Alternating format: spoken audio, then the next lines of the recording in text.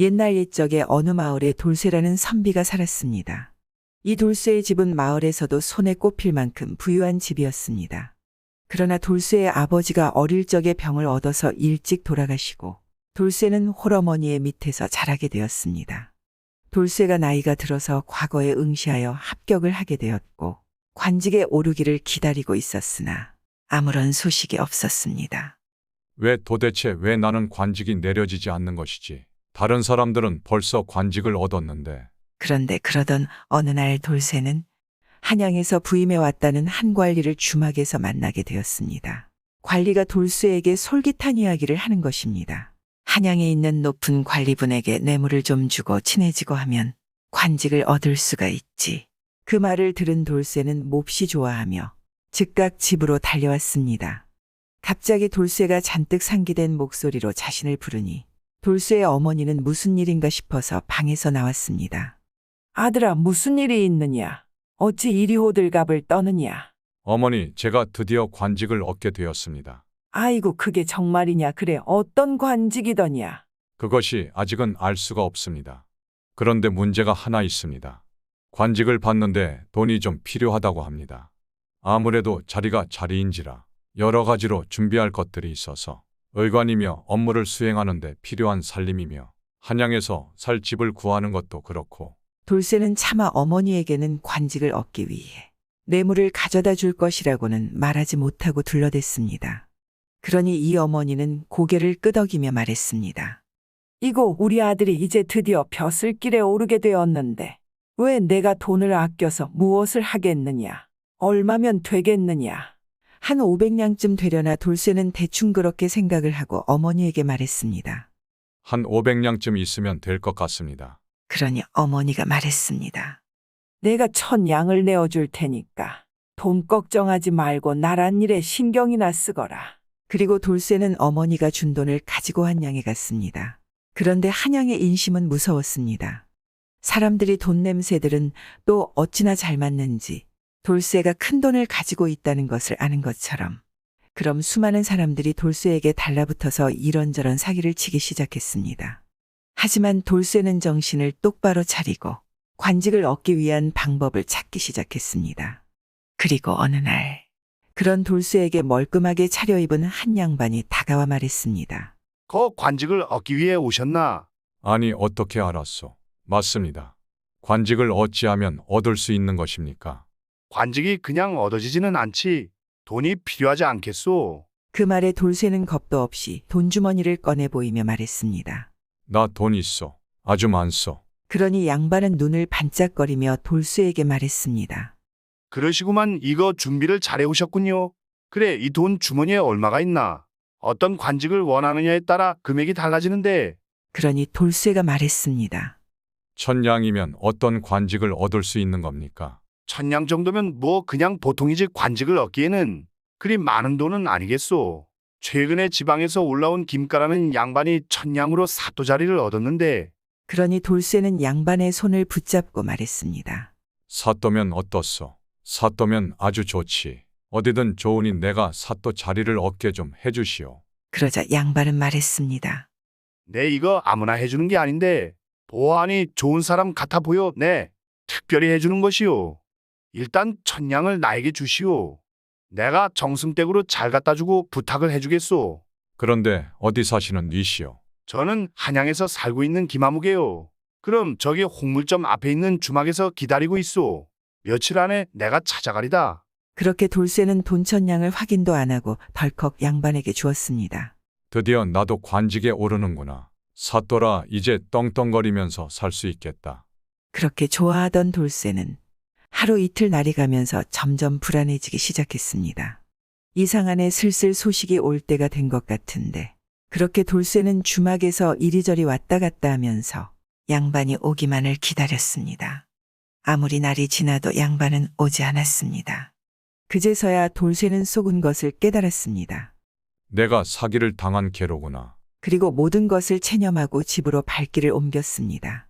그렇게 돌쇠는 서둘러 고향으로 돌아가는 길에 올랐습니다. 돌쇠가 환양을 빠져나올 즈음이었습니다. 사기당한 것에 배고픔도 있고 며칠을 굶은 돌쇠는 주막으로 들어갔습니다. 그리고 국밥 한 그릇을 시켜서 허겁지겁 먹고 수저를 놓고 배를 두드리고 있는데 얼굴이 누렇게 뜬 한 여인이 아직 어려 보이는 아들을 안고 웅크린 채에 벌벌 떨고 있는 것이 보였습니다. 돌쇠는 미련하긴 해도 마음은 따뜻한 사내였습니다. 돌쇠는 여인에게 조심스럽게 다가가서 물었습니다. 이보시오.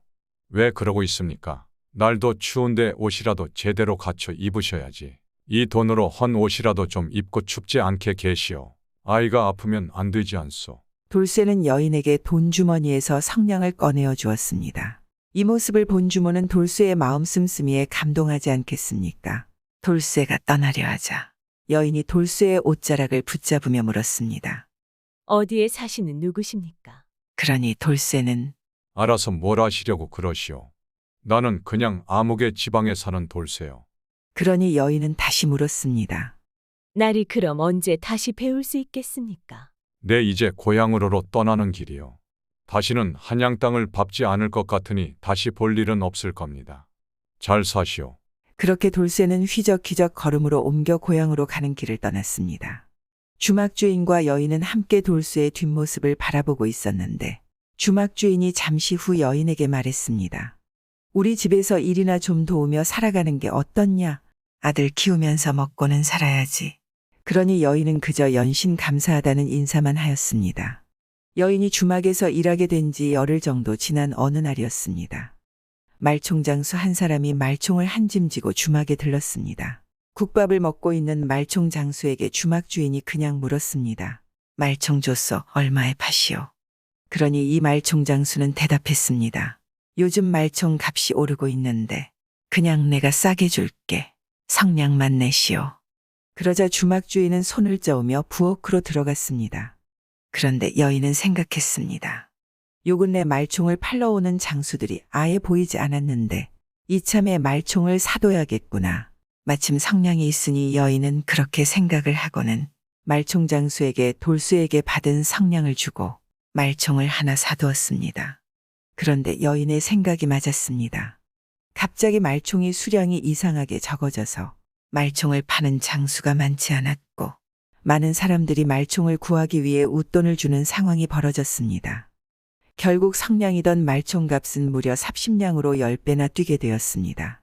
그러니 이 여인은 30냥의 돈을 벌게 되었고 주막에 빈방 하나를 얻어서 과일이나 채소 등을 사다가 놓고 팔기 시작을 하였습니다.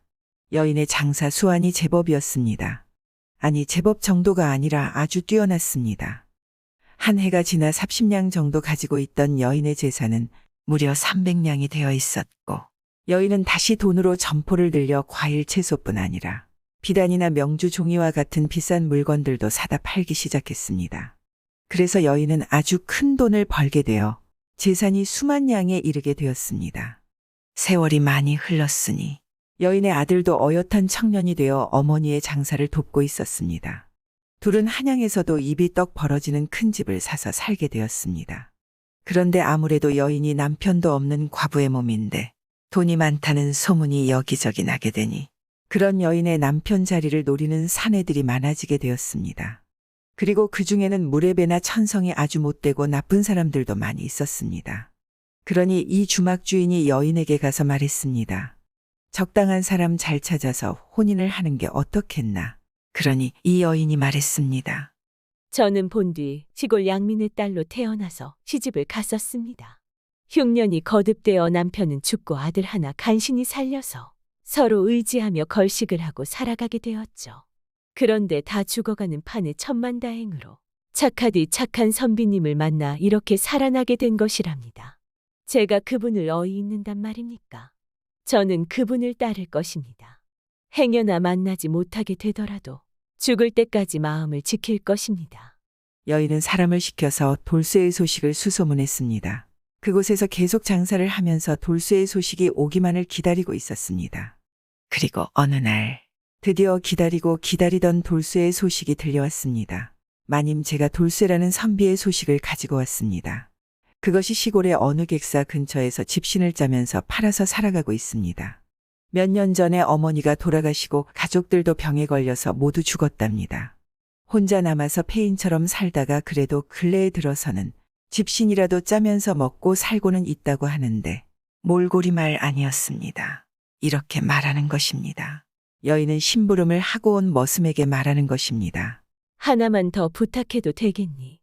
이 편지와 함께 돌쇠님에게 이 300냥을 전달해다오. 그렇게 여인은 돌쇠 앞으로 편지를 한 통 썼습니다. 그간 있었던 자신의 일들을 다 적고 끝에는 이 돈을 노자로 삼아 한양으로 꼭 한번 와달라고 적었습니다. 그렇게 여인의 심부름으로 머슴은 돌쇠에게 향했습니다. 그리고 돌쇠에게 가서 여인이 준 상백냥과 편지를 전해 주었습니다. 아니, 이게 무슨 돈이랍니까? 그러니 일꾼이 말했습니다. 그 일전에 간 한양에서 당신에게 은혜를 입은 사람이 주는 것입니다. 편지도 꼭 읽어보시지요. 그렇게 돈을 전해받은 돌쇠는 도대체 누가 주는 것인지 알 길이 없었습니다. 그래서 편지를 서둘러 읽어봤습니다. 그때 성냥을 준 여인이 쓴 편지였습니다. 돌쇠는 여인의 편지를 보면서 몹시 감격하여 눈물을 흘렸습니다. 고작 성냥의 은혜를 미리 기억해 주고 갚는다니. 그것도 이렇게 많은 돈으로 참으로 감격스럽구나. 돌쇠는 날이 밝는 대로 한양으로 갔습니다. 그리고 여인의 집으로 갔습니다. 그러자 어마어마한 기와집이 있는 것입니다. 내가 이런 으리으리한 집에 들어가도 되는 것인가? 그때였습니다. 밖에서 인기척을 듣고 여인이 문을 열고 나왔고 앞에서 어물쩍거리며 기다리고 있던 돌쇠를 보게 되었습니다. 돌쇠님 오랜만이요. 제가 그간 돌쇠님을 얼마나 찾았다고요. 왜 이제 오셨어요? 여인은 눈물을 흘리며 돌쇠에게 달려가 안겼습니다. 얼마 후 돌쇠와 여인은 혼인을 하게 되었습니다.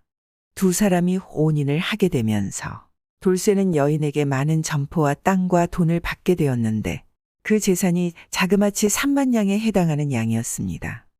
성냥이 3만 냥이 되어 돌아오게 된 이야기이지 않겠습니까? 요즘 우리도 조그맣게라도 선행을 한다면 이 돌쇠처럼 복이 몇 배로 돌아오지 않을까요? 구독은 공짜입니다.